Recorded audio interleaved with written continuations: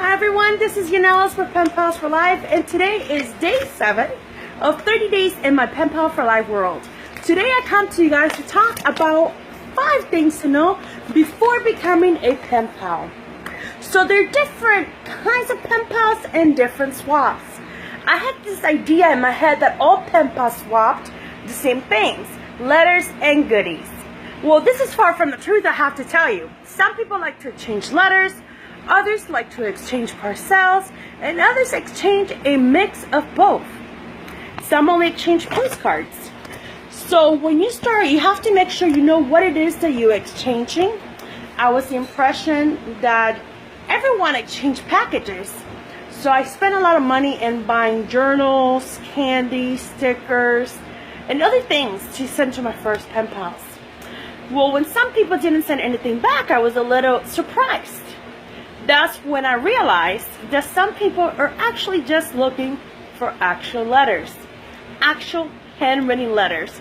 Then there are other pen pals who do look for happy mail inside their letters. So I'm not gonna lie, there were both great opportunities to receive just regular letters and to receive letters with happy mail. But I enjoy both of them. Now it's important to find out what kind of pen pal you want to avoid. You want to know which pen pal you want to look for so that you don't, so you avoid misunderstandings. Which brings me to my next point. Communicate, communicate, communicate. Since there are many different kinds of exchanges and swaps, you want to make sure you communicate with your pen pal about what it is that you're going to send, how, when you're going to send it. Will you be sending first? Will they be sending first? Will there be a send by date or a deadline? Will you only exchange letters? Will you exchange goodies as well? How often you guys are going to write? Is it once a month? Once every 3 months? Will you be replying within a certain amount of time? These are all questions you have to communicate with each other so that you know the expectation of your new friendship, of your new pen paling. So you cannot tell someone 3 months down the line, I don't want to be your pen pals because you always type your letter. When you never said in your first letter, I'm looking for pen pals who don't type letters. So these are examples that you want to communicate with each other at the very first time you start your friendship. I am looking for someone that writes me every 2 months or every 6 months. Or I am someone that has little time, so it takes me about 5 months to reply. These are things you need to talk about and communicate at the very start of your friendship so that there's no miscommunication anywhere along the line. Now, I do have to tell you that pen paling is pricey. The cost of postage is constantly going up and up and up. I think last year, for the first time in a long time, here in the States, postage went down a little bit, like 2 cents. But a few months later, it went back up again. That's why I always recommend people to buy forever stamps, because even if the prices go up, your postage will not lose its value.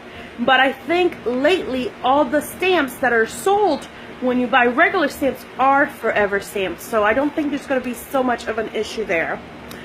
Now, sending a parcel can be very expensive, especially if you're going international. I remember I sent 2 parcels to the UK about a year ago, and for both parcels, it cost me about $48, and it was not a big parcel.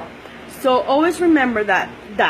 So having a pen pal can be costly. It is one expensive hobby. Now remember, one of the things that is kind of the worst part about pen paling, and I have notes here so I don't forget to tell you guys everything that I want to,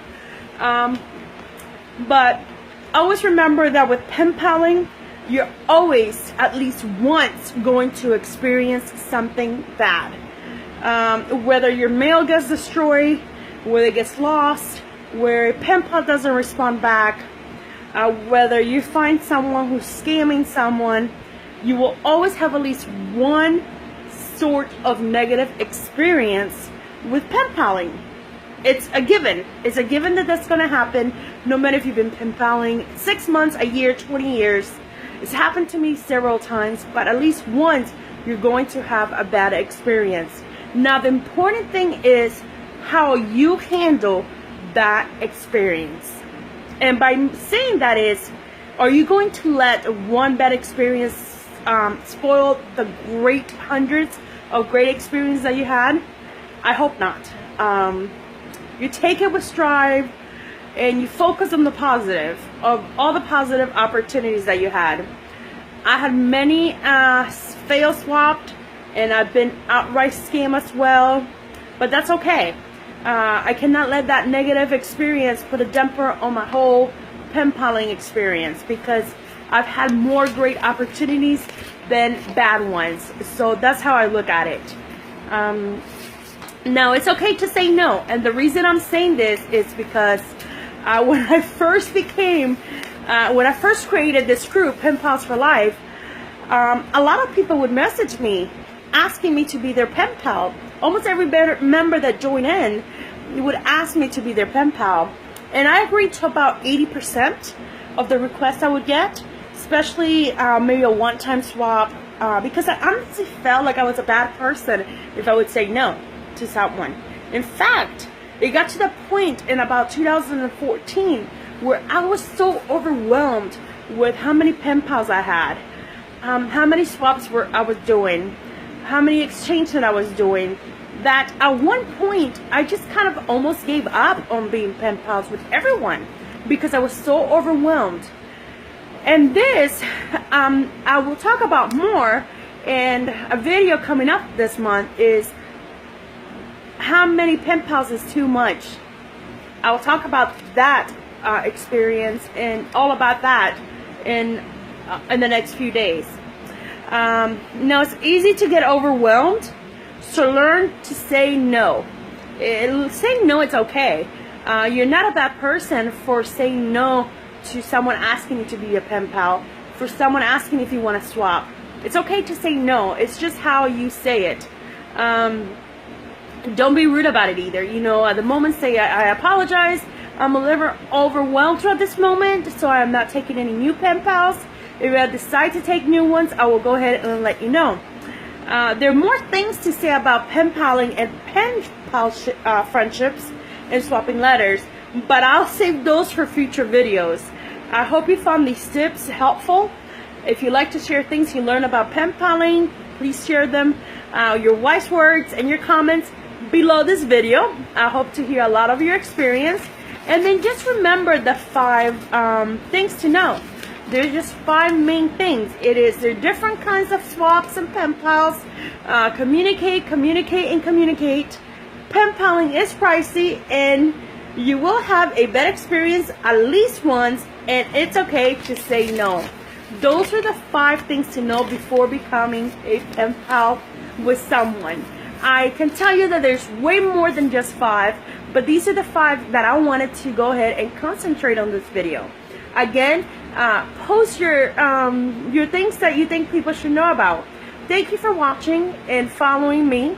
And again, this is day 7 of 30 days in my Pen Pal for Life world. I'll see you on day 8.